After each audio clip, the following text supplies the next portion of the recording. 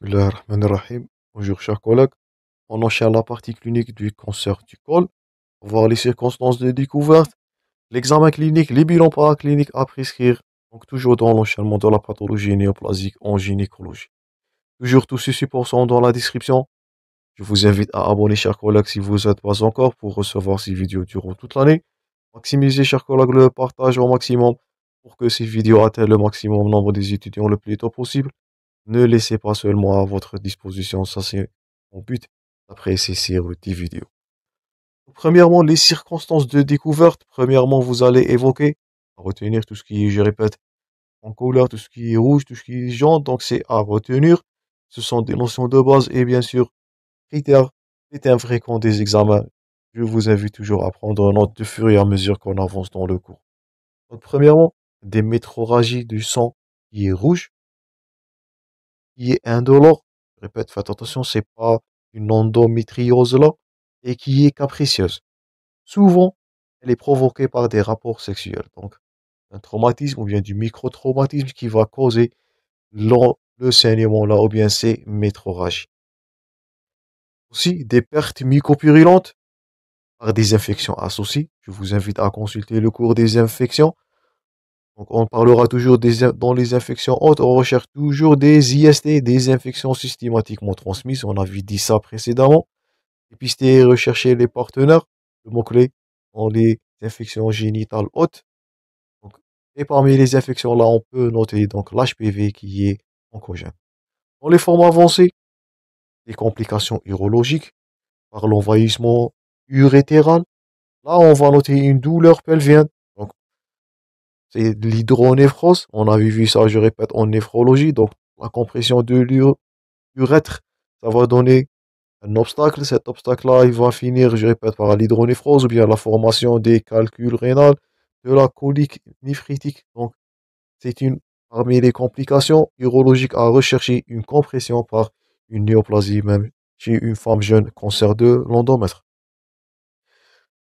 Les preintes, ce sont des contractions douloureuses de l'anneau, de l'anus, par bien sûr l'envahissement de rectum. Donc on avait parlé de ça dans la partie précédente dans les envahissements. Donc ça pourra envahir en haut, en bas, latéralement comprimer les uretères, ou bien même en dehors, atteinte même du rectum, ce qui explique ces épreintes. Le cancer, parfois, il est asymptomatique et il est de découverte fortuite. Donc la symptomatologie n'est pas fixe. Donc c'est selon l'évolution. Est-ce que ce dernier il est limité à là? Because est-ce qu'il a envoyé le paramètre et ou bien ce dernier, est-ce qu'il a fait l'extension en dehors de la cavité utérine ou bien en dehors du col? L'examen clinique, premièrement au spéculum. Donc l'examen il est normal s'il s'agit d'un cancer qui est micro-invasif, premier cas. Le plus souvent, vous allez noter des tumeurs bourgeonnantes, qui sont friables ou bien ulcérées, qui vont faire de saignement au contact, c'est ce qui explique le saignement qui est provoqué par les rapports, avec une base qui est indurée. Au niveau du col, ce que vous allez retrouver, je répète, des tumeurs bourgeonnantes, friables, ulcérées, c'est une notion du saignement au contact. La base, elle est indurée. Au toucher vaginal, donc vous allez noter une induration, un saignement toujours au contact. Et si vous réalisez des biopsies au niveau de la tumeur, vous allez confirmer l'existence du carcinome qui est de type, je répète, épidermoïde, qui est le plus fréquent dans l'exocole. C'était 85% dans la partie précédente. Là, vous notez les lésions. Donc ça, c'est le cancer au niveau de la région cervicale. Ça, c'est des imageries, je répète. Ce sont des bourgeonnements, ce sont des ulcérations qui ont la notion de saignement au contact, même au toucher pelvien. Donc tout ça, c'est à noter. Et pour le bilan loco-régional, donc l'examen, il va se faire sous anesthésie générale.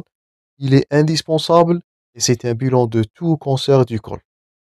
Donc, ce bilan-là, il est à réaliser au niveau de bloc opératoire par un examen sous valve, premièrement, un toucher vaginal, un toucher rectal, un toucher bidigital Ce dernier, il est indispensable pour apprécier le volume tumoral, l'extension latérale vers les paramètres, la notion de compression des uretères et les atteintes de la vessie et du rectum. Donc, le bilan loco-régional, il est fait sous anesthésie générale. Et si, notez-vous bien, c'est indispensable pour le bilan de tout cancer du col. Une biopsie, ce que vous voyez à gauche, au niveau de la zone suspectée. Cet examen, il est complété par une échographie endovaginale. Voilà. Et endorectale et une cystoscopie, voire même des biopsies.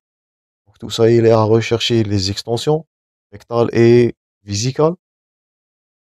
Une rectoscopie pour les cancers à développement postérieur, atteinte de rectum. Au terme des examens, il s'agit, vous allez voir ça, l'évaluation de stade selon la classification de Figo. Vous allez revoir cette classification de Figo pour les cancers de l'endomètre et c'est primordial pour stadifier et classer le patient et même dans le choix thérapeutique, soit chirurgical, soit chimiothérapie, soit radiothérapie ou bien traitement palliatif. Là, c'est la rectoscopie. Je répète, dans les cancers à développement postérieur. Là, c'est l'IRM pelvienne. Donc, elle est indispensable pour mesurer le volume tumoral avec précision, évaluer l'extension aux paramètres, donc l'hydronéphrose et les coliques néphrétiques, aux cloisons vésico-vaginales, atteinte loco-régionale de la vessie, les adénopathies, je répète, iliaques bilatérales, la notion du curage ganglionnaire, l'IRM, donc c'est l'examen de référence, ça c'est à retenir pour l'évaluation pré-thérapeutique des cancers des côles. Donc l'examen de dépistage de ces derniers, c'est le FCV, le frottis cervico-vaginal, vous savez ça, et l'examen de référence pour le bilan pré-thérapeutique, donc c'est l'IRM pelvienne qui va préciser tous les critères qu'on a déjà cités. Donc l'extension bilatérale au niveau des paramètres, l'extension en avant vers le cloison vaginal, les adénopathies, la notion du curage ganglionnaire. Donc s'il s'agit des lésions qui sont envahissantes, surtout ça dans le cancer de l'endomètre, vous allez voir, dans les stades avancés, il nécessite un curage ganglionnaire et même aorto, bien lombo-aortique aussi. Le scanner abdominopelvien, donc il est indiqué pour rechercher ces adénopathies, voilà, les adénopathies, les métastases, une compression extrinsèque des voies urinaires. C'est parmi les critères de les critères à rechercher dans le bilan pré-thérapeutique. Donc, les deux examens clés. Premièrement, l'IRM pelvienne associé avec un scanner abdominopelvien. Les marqueurs tumoraux. Donc, on note en marqueur tumoraux, donc ça c'est la TDM toujours. En marqueur tumoraux, on note premièrement le SCC. Donc, c'est l'antigène squameux, cell carcinoma, bien l'antigène squameux des cellules carcinomateuses. Il est élevé dans le carcinome épidermoïde, premièrement. Donc, le premier marqueur de cancer de l'endocole, faites attention, c'est le SCC si on vous pose la question. Donc, l'antigène squameux cellulaire, ou bien des cellules carcinomateuses en cas de cancer de l'endocole. Donc, c'est un simple test. Ou bien, deuxièmement, l'ACE, qui est le marqueur tumoral à rechercher en cas d'un adénocarcinome. Vous avez vu ça précédemment en gastrologie. Donc, cancer glandulaire, vous allez rechercher, vous allez trouver l'ACE comme un marqueur d'un cancer de l'exocole. Classification de FIGO.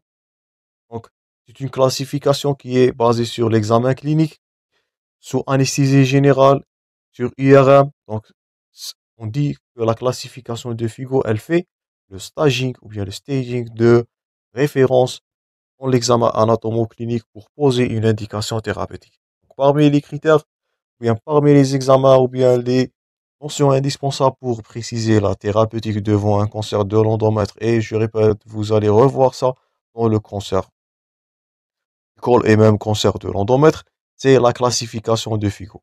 Donc, la classification thérapeutique, elle repose, faites attention, exclusivement sur le stade FIGO initial du cancer.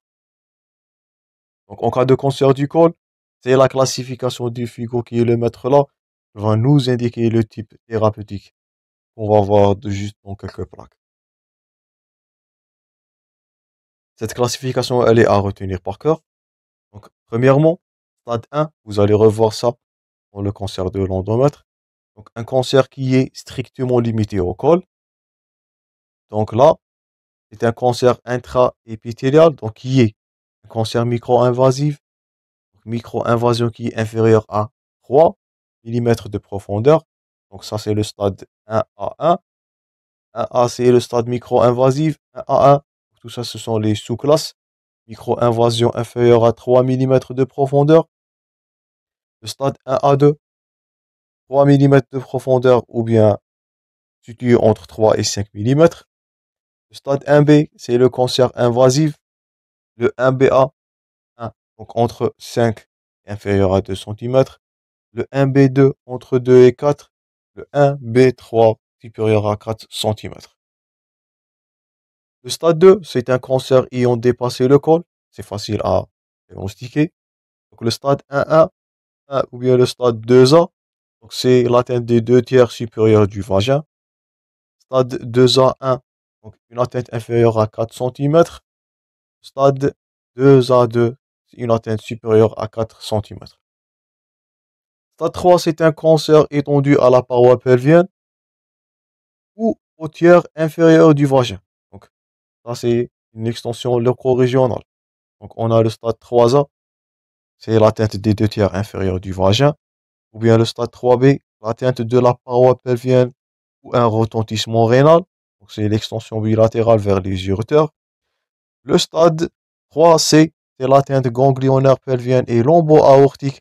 Et c'est devant ce stade-là, vous allez voir, c'est une indication au curage ganglionnaire pelvien iliaque bilatéral et lombo-aortique pour limiter ou bien pour purifier les localisations et garantir une exérèse suffisante. Le stade 4, dernier stade du mauvais pronostic, c'est un cancer envahissant les organes de voisinage. Donc, on associe le stade 4A s'il s'agit d'une atteinte de rectum, le stade B s'il s'agit d'une atteinte des organes éloignés, donc au-delà de la vessie et de rectum. Donc là, c'est un exemple. Donc ça, c'est le stade 1, un cancer limité au niveau du col. Là, on voyait le tiers inférieur. Ça, c'est le stade 2. Je répète, stade 2, donc il va dépasser le col. Stade 3, donc vous voyez là, il a dépassé le tiers inférieur du col et il pourra faire une extension loco-régionale. Et je répète, c'est cette classification de Vigo qui va juger le choix thérapeutique. On va voir ça dans la troisième et la dernière partie concernant le traitement des cancers du col. Donc on arrêtera là, chers collègues. On va voir prochainement le traitement du cancer du col. Merci pour votre attention, chers collègues. Toujours bon courage dans vos préparations. À la prochaine.